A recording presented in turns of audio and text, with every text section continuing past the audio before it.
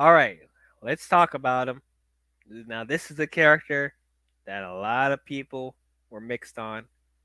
Um, and I understand the criticisms for sure. Like, this was a character that I was very apprehensive about them bringing into the MCU because just of the conception of this character and how, like, his design and everything, I was really skeptical of how they were going to handle it. And we saw what happened.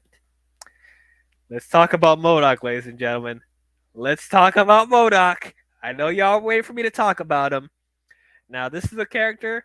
Now, I guess the general consensus with M.O.D.O.K in this movie is that they thought he was awful. They thought he was so over the top. They thought his design was awful. They thought the CGI for him was awful. Yep, I'm about to show. I'm about to show it. I'm sorry. I'm gonna torture you guys showing the picture. I'm about to do it. Here we go. Three, two, one. Yep, there it is. There it is. That's what it looks like. That's what it looks like in the movie. Yep, I'm sorry. It's horrifying. Like, oh, get it away. It burns. Oh, no. There's M.O.D.O.K. Oh, he looks ugly. Oh, God. Oh, my God. I'm going to be real with you guys. I didn't hate M.O.D.O.K in this movie. I didn't hate him. He was fine. He was all right. To be honest, this is probably one of the best case scenarios of what he would have looked like in live action. Like, I don't know how you get better than that, to be honest. I mean, I'm sure. I mean, because for those of you who don't know, this is what he looks like in the comics. This is what he looks like. Like, how can you make that look good in live action? They attempted, and honestly, I don't hate this design. I don't. Does it look great? No, but M.O.D.O.K doesn't look good. Like, there's no way you could have made this character look great. There's no way. I thought this was a decent effort. I mean, yeah, you could have made his, you could have gave him hair, and you could have made him more wrinkly, and you could have made his mouth a little bit bigger, I guess. But, like, still, it would have looked horrifying. Um, but in general, I didn't hate M.O.D.O.K. It was fine what they did. It was fine. I didn't think any way about it. It's whatever. Um, and for them, like, he was silly in the movie, but, like, the way that people were talking about him, they were treating this character like he was acting like a cartoon, or like a something like from the Amazing Spider-Man 2 level bad. And I'm like, it was not that bad, guys. Like, he was silly, but, like, I was expecting something crazier, to be honest.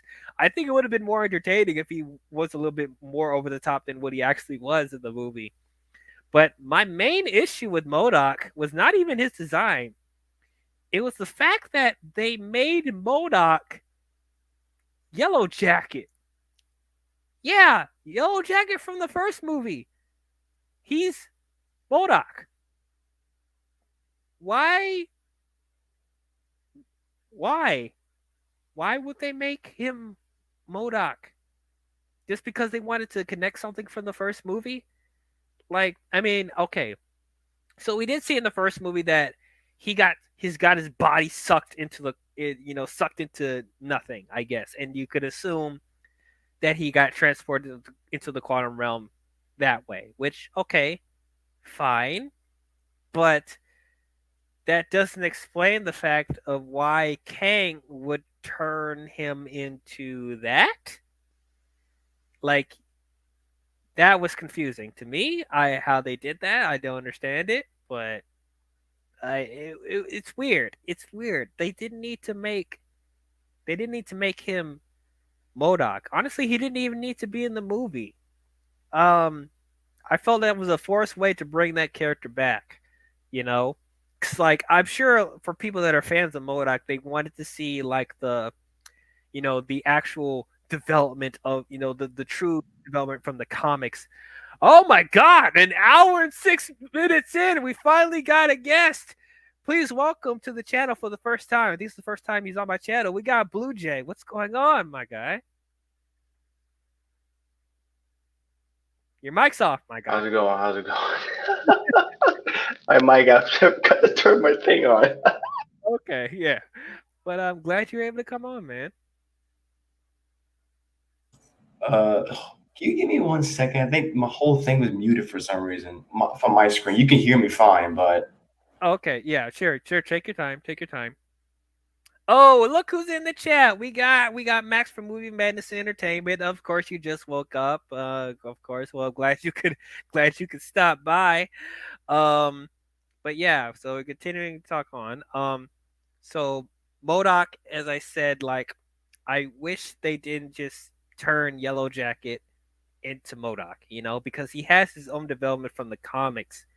Um, I'm sure a lot of people wanted to see the development with AIM and stuff like that, and you know, like the acronym for M.O.D.O.K is a mechanized organism designed only for killing. And oh, there's Blue Jays feedback. But and you kind of saw that in the beginning a little bit. Like he did have some like action set pieces here and there, but like I wasn't really convinced that like this is like a dangerous being, dangerous mechanized organism designed for killing. Like he didn't feel as menacing as he should have. And I know there's some people that are probably thinking, can you really make M.O.D.O.K menacing? I think you could. I think you could if they played him a little bit more serious, but I don't know. That's probably something they should have done for an Ant-Man movie instead of what they did with Kang. Like maybe they should have just turned um they should have just had Ant-Man 3 be have M.O.D.O.K be the main villain and actually have the true M.O.D.O.K development from the comics and actually have AIM in there. Have Ant-Man and the Wasp, and if you want to put Cassie in there, you can. You could just have them fighting M.O.D.O.K and AIM in the real world, not in the quantum realm. Just have it be a regular Ant-Man movie, and that would have been cool. If that yeah, makes sense. That no, yeah, yeah. My audio's good now. So yeah, I think what you're saying that makes sense. That makes sense. I do think like I just popped in, but I just want to chime in for saying, well, if you were saying like, okay, have aim in there, and if it does feel like, I feel like it feels less of an Ant Man movie. Like when you're in Ant Man, like something feels special about being like a smaller story, like more smaller, or like the first one was more like a heist movie, trying to get the yellow jacket suit to make more of those things, and then the second one is more like I call it a screwball comedy. Kind of like where you have people trying to get this tiny building that's lab in it, that's a giant luggage handle on it. This one I forgot it kind of was an Ant Man movie because it tries so hard to be big, and then you got all these big characters like Kang the Conqueror and freaking M.O.D.O.K. M.O.D.O.K. I can see kind of makes sense. You can kind of make you know. I just the design is so exaggerated. I don't know. There's no way you can get that pull that off in live action. That looks at the very least like, oh yeah, I can well believable, but you can't take it seriously. I don't see it. I mean, yeah, I mean, even if they made him look more like that, s- still can't take it 100% seriously. But at least he would look a little bit more menacing than that. Just you know, that's um, a that now the M.O.D.O.K. in Ant Man's a before. That's the other one's a pre was an after. yeah, I see the Before comparisons. after. It's Mr. Electric from Shark Boy and Lava Girl, and yeah, yeah, I get it, I get it. My theater was when they showed when they first have the face slip open and showed his face. My audience was like, "Oh my god!" That will give the kids nightmares. Yeah. That's Shark is like their parents be like, "Do we pay for a ticket for Shark Boy and Lava Girl too?" Mhm. Oh, we got another guest. First time on the channel, I believe. Please welcome the George. He was already in the comments. What's up, George? Hey DL, hey Blue Jay. What's going on? Going on? Good to have you on. Thank you for having me on. Yeah. So we're just wrapping up about M.O.D.O.K. Oh my goodness. But yeah, like my main, like as I said, like I don't hate the design. Does it look great? No, but like honestly, as I said, like you can't like it's really hard to translate this live action, but I thought this was a decent effort. My main issue is they shouldn't have made M.O.D.O.K. Yellow Jacket. I thought that was they should not have done that. Yeah, because even though I like the first Ant-Man film a lot, I did not care for Yellow Jacket to begin with. Like he reminded me of like a junior varsity Obadiah Stane. Yeah, pretty much. And I don't know if you've already heard already, but like, wouldn't you have liked the film better if like instead of them doing this Quantumania stuff with Kang, the third Ant Man movie, they could have just made the true M.O.D.O.K. with AIM be the main villain of an Ant Man movie. I think that would have made it feel more coherent and not as all over the place if they just did that. Yeah, that would have made more sense because we've seen Marvel actually had success bringing back groups that haven't been around for quite some time. Like look at the Ten Rings and Shang-Chi. Like they did a great job of like reintroducing us to like the Ten Rings, but like a different side of it. So it's like, we haven't really seen AIM in some time, but you could have like brought them back and maybe like shown like M.O.D.O.K because like that would be interesting. What has AIM been up to since like the last time we saw them? Mm-hmm. Especially like in a post snap world. So like that could have been interesting. I'm not saying M.O.D.O.K would have been the best villain, but you could have had a better movie that fit the style of Ant-Man that we were kind of used to at this point. Mm-hmm.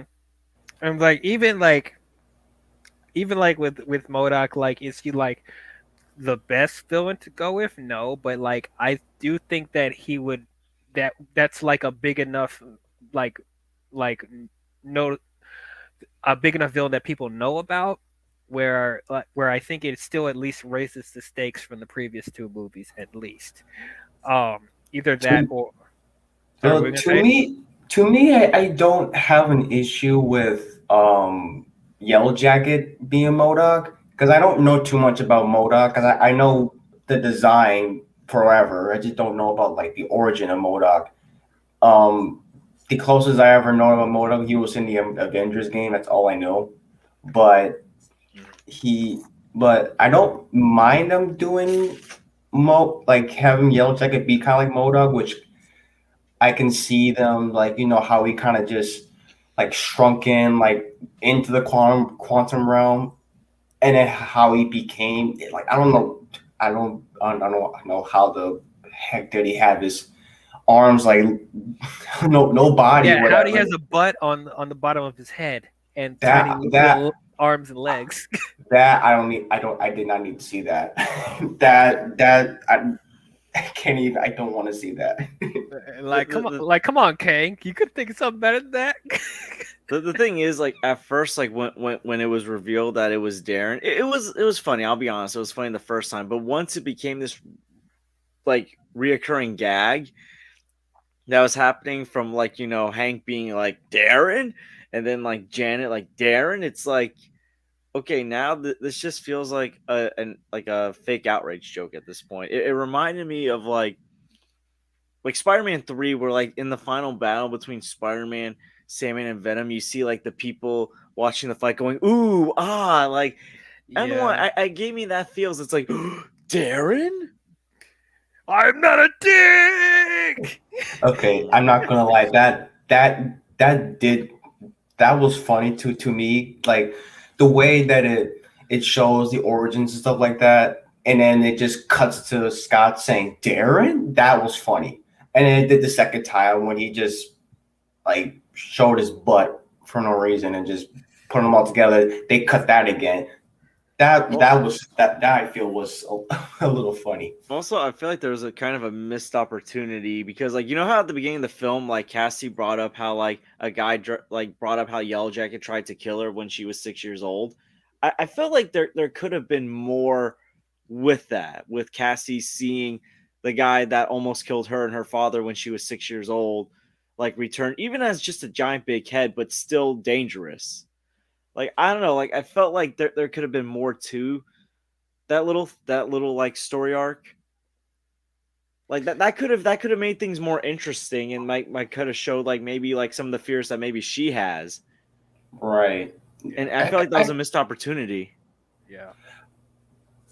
I do agree because I just feel like what like after Cassie and M.O.D.O.K were fighting and stuff, and I just feel like that whole weird rushed bit was like, wait, when she punches him and he just beats him to the ground, and then just like just don't be a dick, and then all of a sudden he just goes back to just I'm not a dick.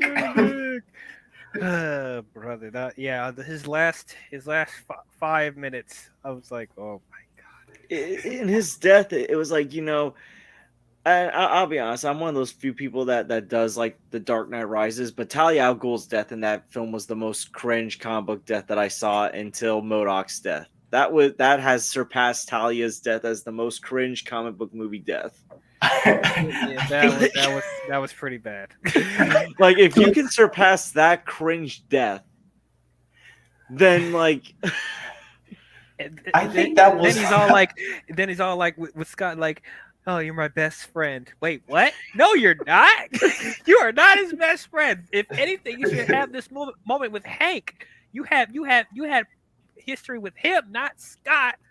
Like, it made no sense. It's like, at least I died an Avenger.